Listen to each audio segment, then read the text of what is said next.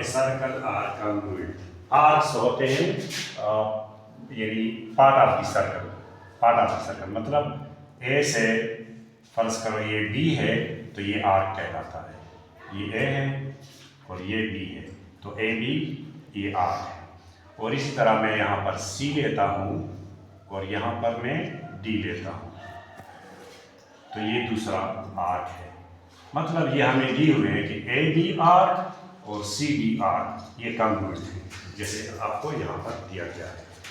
और then the corresponding cards क्या मतलब, ये वाला कार्ड्स इसे कहते हैं, शॉर्टेस्ट फासला, ये कार्ड्स हैं और ये कार्ड्स हैं। तो आर्क्स तो उन्होंने दिए हुए हैं और कार्ड्स हमने साबित करने हैं। आर्क्स उन्होंने दिए हुए हैं और कार्ड और आर्क, ये A B C D arc है और ये सी डी कार्ड है, और ये ए बी आर्क है और ये ए बी कार्ड है। ठीक है, शॉर्टेस्ट डिस्टेंस को कार्ड कहते हैं और सर्कुलर डिस्टेंस को आर्क कहते हैं। तो ये इसकी थोड़ी सी वजाहत है। अभी गिवन में a circle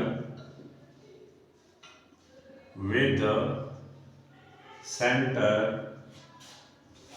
O, A B, ये आर्क की निशानी है, ये थोड़ा सा गोल करके बनाए इसके ऊपर arc. A B is congruent to C D arc, ये हमें दिया हुआ है, साबित क्या करना है, सर्कल विद सेंटर O, और टू प्रूव क्या करना है, टू प्रूव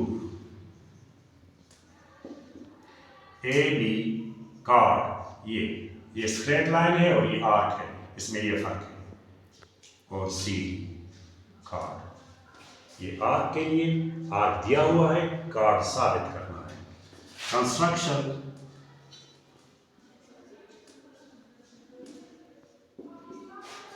कंस्ट्रक्शन में हमने O को, ये O है, O को आई जॉइन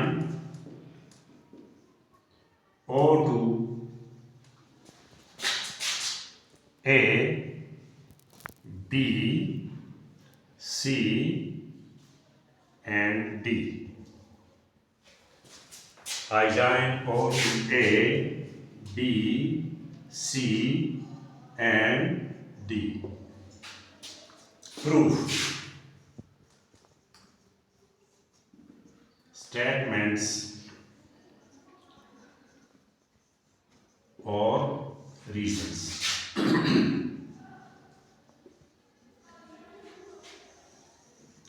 आपको ये दो ट्रायंगल्स नजर आ गए, एक है O A B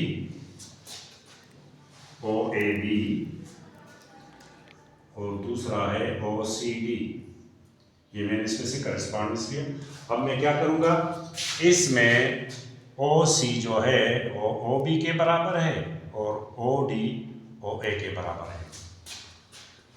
O A is congruent to O C, radii of same circle. वजह क्या है, रेडियाई ऑफ सेम सर्कल।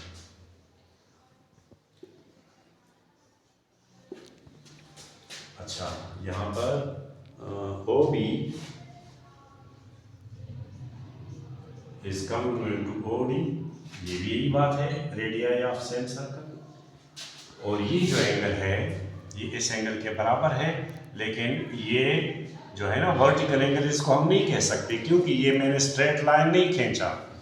तो इसका एंगल 1 या इसका एंगल 2, चलिए यहाँ 1 लिखें और यहाँ इसको 2 कर दें, ये 1 कर दें और ये 2। Angle 1 is congruent to angle 2। Why, इसकी वजह ये है कि जब ये आर्क्स अगर congruent हो तो उसका सेंट्रल एंगल भी congruent होगा। एंगल्स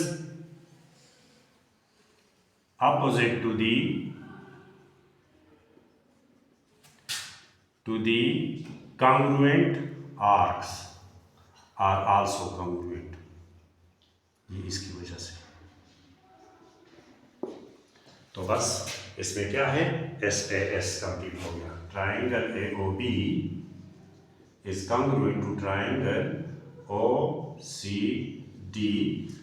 यहाँ पर SAS है, HS नहीं है। SAS ये एंगल जो है इंक्लूडेड है, इन दोनों के दरमियान है, O के ऊपर है। O कॉमन है ना, तो O के ऊपर ये एंगल है, और ये भी O कॉमन है, तो O के ऊपर ये एंगल है। तो ये एंगल इंक्लूडेड है, इसलिए यहाँ पर हम SAS पोस्टुलेट लिख सकते हैं।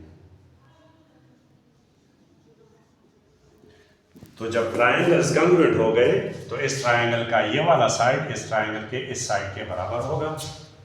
तो यहाँ पर AB ये कॉन्ग्रुएंट हो गया CD के इस साइड के, क्योंकि ये corresponding sides of congruent triangle हो गए।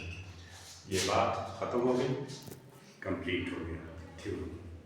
सिर्फ ये दिखाने के लिए कि ये जो आर्क है ना, तो यहाँ पर आपको अगर आपने अगर एक यहाँ पर पॉइंट लिया और उसका नाम रखा, तो इसमें फिर इस की वजाहत ज़रा आसानी रहेगी, क्योंकि आर्क और कार्ड के नाम दोनों एक जैसे हैं। ये आर्क है और ये कार्ड है, तो इसलिए आप आर्क के ऊपर एक पॉइंट लें तो AED उसका नाम इस AB से अलग हो जाएगा। तो इसलिए ये E जो है इसलिए रखा गया है कि आर्क और कार्ड में थोड़ी सी पहचान हो। और यहाँ पर इस तरह भी ये CFD या DFC, CFD ये आर्क है और CD स्ट्रेट जो है ये कार्ड है। तो ये सिर्फ नाम को दोनों चूंकि सेम थे, तो इसलिए इसमें डिफरेंशिएट करने के लिए आपको E और F नाम रखना ज़रा ज़रूरी हो गया। बस इतनी सी बात है।